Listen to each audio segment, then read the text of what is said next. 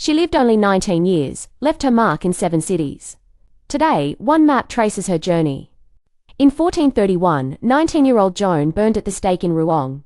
How did a peasant girl become France's martyr? In 1412, Joan was born in the tiny village of Domremy in Lorraine, daughter of a farmer and a devout mother. She herded sheep, sewed, and grew up listening to church bells, an ordinary girl in an extraordinary time.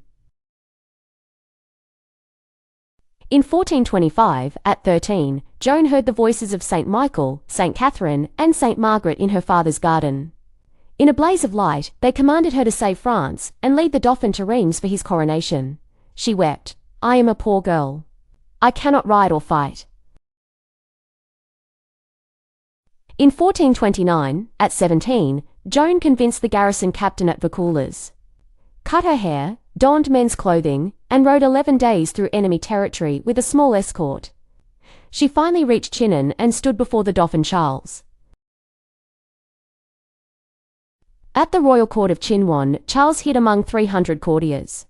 Joan walked straight to him, knelt, and said, "God sends me to help you." Charles was stunned. He had made a secret prayer known only to God.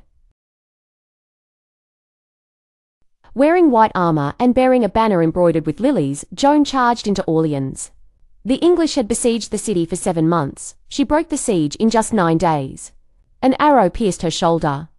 She pulled it out and kept fighting. Orléans was free. Under the vaulted ceiling of Reims Cathedral, Charles VII was crowned King of France. Joan stood beside the altar, holding her banner, tears streaming down her face. Her mission was fulfilled. France had a rightful king.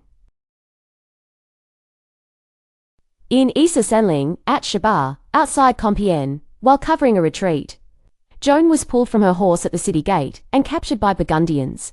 Charles, the king she had crowned, refused to negotiate a ransom. She was sold to the English. In 1431, in the square of Rouen, Joan was tied to the stake. She asked for a cross, and as the flames rose, she cried out the name of Jesus. She was 19. 25 years later, the church declared her innocent. 5 centuries on, she was canonized a saint. She rose from the flames, France's eternal guardian. Subscribe for more legends who changed history.